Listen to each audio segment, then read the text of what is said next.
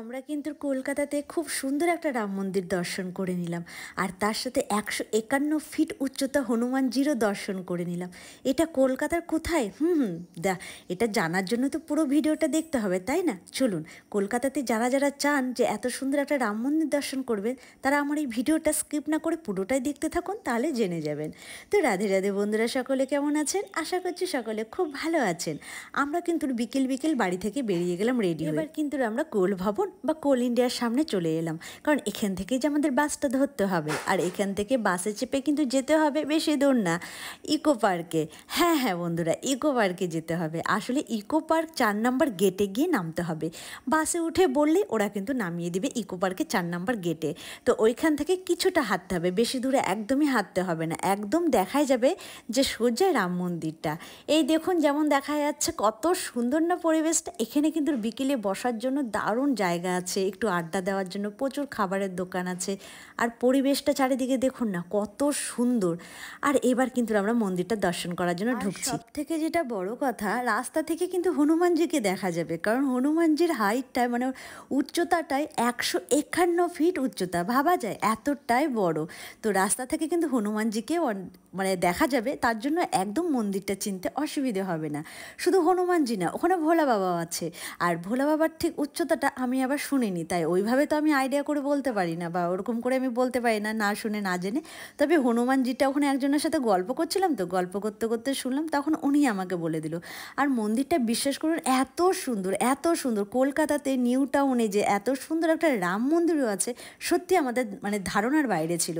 আমরাও জানতাম না যে রাম মন্দিরটা এত সুন্দর হবে। গিয়ে আমরা দেখে চমকে গেছি, বাবা কলকাতাতে নিউ টাউনে এত সুন্দর সুন্দর মন্দির, কত সুন্দর সুন্দর মন্দির করেছে। যেমন জগন্নাথ মন্দিরটা এর আগে গিয়েছিলাম, কি ভালোটাই না লাগছিল। এমনকি ওখানে ওই ভিডিওটাতে কিন্তু অনেকেই আমাকে জিজ্ঞাসা করেছো যে দিদিভাই এই মন্দিরটা কোথায়। ওটাও কিন্তু কলকাতার নিউ টাউনেই, কলকাতার নিউ টাউনে। তারপর ওই ভিডিওটা গিয়ে দেখবে, ওই ভিডিওটাতে কিন্তু আমি ডিটেলসে পুরোটাই বলে দিয়েছি, কোথায় কিভাবে যেতে হবে, কি বাস ধরতে হবে, তো কোথায় গিয়ে নামতে হবে। এবার কিন্তু আমি মন্দিরটা ঢুকে একটা একটা করে প্রত্যেকটা ঠাকুরের দর্শন করছিলাম, আর প্রত্যেকটা ঠাকুরের জন্য প্রত্যেকটা আলাদা আলাদা মন্দির আছে। তো সেইভাবে আমরা গিয়ে সুন্দর করে প্রণাম করছিলাম, মা দেব দেবীদেরকে দর্শন করছিলাম।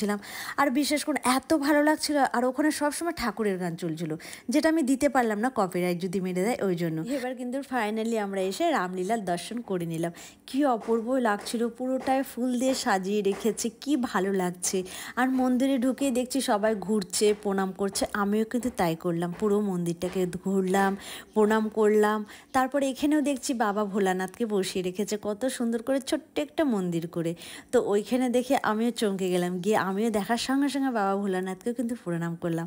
আর সত্যি কথা বলতে আমি বাবা ভোলানাথকে এতটাই মানি, যেখানে আমি বাবা ভোলানাথকে পাই সেখানেই আমি চলে যাই। আমার ভোলা বাবার প্রতি যেন একটা আলাদাই টান। আমার ভোলা বাবাকে দেখলেই যেন আমার আলাদা একটা টান চলে আসে তার প্রতি। আমি ভীষণ ভোলা বাবাকে মানি, মানে বলে বোঝাতে পারবো না। আমি চোখ বন্ধ করে ভোলা বাবাকে বিশ্বাস করি যে উনি যেটা করবেন সেটাই ঠিক হবে, উনি যেটা আমার জন্য করবেন সেটাই ঠিক, তার বাইরে আর কিচ্ছু না।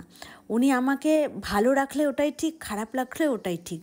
ওনার সিদ্ধান্তকে আমি মনে করি না কোনো দিনও সন্দেহ করা উচিত, কারণ ওনার সিদ্ধান্তই হয়তো শেষ সিদ্ধান্ত। উনি যেটা সিদ্ধান্ত নেয় সেটা ভালোর জন্যই নেয়। তারপরে আমিও বসে পড়লাম, বসে পড়ে হালকা একটু পুজো করলাম, প্রণাম করলাম, ঠাকুরের ভালো করে দর্শন করলাম, ঠাকুরের কাছে মনোকামনা রাখলাম। মনোকামনা বলতে ভুল, আমি এখন কিছু মনোকামনা রাখি না, আমি শুধু ঠাকুরকে ছেড়ে দিয়েছি, হে ভগবান তুমি যেটা করবে ভালোর জন্যই করবে, তুমি যেটা করবে সেটাই ভালো হবে। তাই তোমার কাছে আমাকে আর কিছু বলার নেই, কারণ আমার পুরো ভবিষ্যতে তুমি লিখে রেখেছো। তোমার কাছে নতুন করে বলারই কী আছে, বা নতুন করে চাওয়ারই কী আছে, কারণ তুমি যেটা লিখে রেখেছো সেটাই হবে, আর তুমি যেটা করবে সেটা ভালোই হবে। আমি তোমার উপর ছেড়ে দিয়েছি। তো ব্যাস, ওখান থেকে বেরিয়ে আরও কিছু মন্দির আছে, ভাবলাম চলো ওগুলোর ভিতরে যাই, গিয়ে ওগুলোকে এবার দর্শন করি। সেগুলো দর্শন করতে এত সুন্দর একটা জায়গায় এসেছি, মন্দিরে এসেছি, সব মন্দিরকে দর্শন না করলে আমার যে মনে একটা শান্তি পাবো না।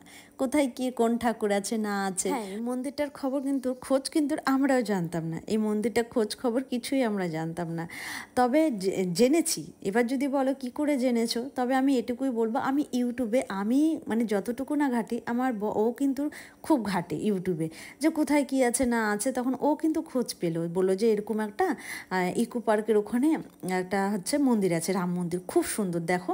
তো আমার দেখে খুব ভালো লাগলো, তখন আমি বললাম যে হ্যাঁ চলো যাওয়াই যায়, আমরা তো বিকেলে আজকে ফাঁকাই আছি, কোথাও তো যাচ্ছি না, তো আজকে না হয় এখান থেকে কাছে, মানে আমরা নিউ টাউনে আছি, নিউ টাউন থেকে ইকো পার্ক একদমই কাছে, তো আমরা এখান থেকে কাছে হবে, চলো আমরা দর্শনটা করে আসি, তাহলে আমাদের রাম মন্দিরটাও দর্শন হয়ে যাবে।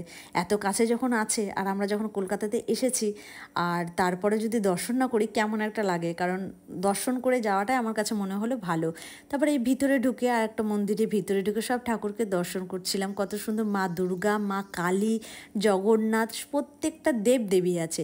তারপরে ওখানে আমরা অনেকক্ষণ বসেছিলাম, অনেকক্ষণ বসে থেকে ওখানে গান হচ্ছিল, ধ্যান হচ্ছিল, তারপরে কীর্তন হচ্ছিল, সব কিছু চুপচাপ বসে বসে শুনছিলাম, অনেকক্ষণ বসেছিলাম। আর এত সুন্দর ঠান্ডা আর এত সুন্দর পরিবেশ, কি ভালোটাই না লাগছিল। ওইখান থেকে না আসতে ইচ্ছে করছিল না, মনে হচ্ছিলো আরেকটু যদি টাইমটা কাটাতে পারতাম বেশ ভালো হতো। যাই হোক, অনেকটা টাইমই কাটিয়েছি, এই নয় যে গেছে আর চলে এসেছি, অনেকটা টাইম কাটিয়েছি। তারপরে আসার পরে এই যে বাড়ি ফেরার সময় নেমে গেলাম বিশ্ব বাংলাতে, ওই তো সে পিৎজা, আমি যে পিৎজার জন্য পাগল, আমি ভাবলাম যে আবার একটা নিয়ে নিই। এটা সেদিন আমি কুলচা পিৎজা বলেছিলাম, যেটা আমি ভুল বলেছিলাম, এটা হচ্ছে কুলহাট পিৎজা। পরে আমি যখন দেখলাম তখন দেখলাম যে না, এটা কুলহাট পিৎজা, এটা কুলচা পিৎজা না, তো সেদিন আমি ভুল বলেছিলাম। তাহলে বন্ধুরা নেক্সট ভিডিওতে দেখা হচ্ছে। রাধে রাধে।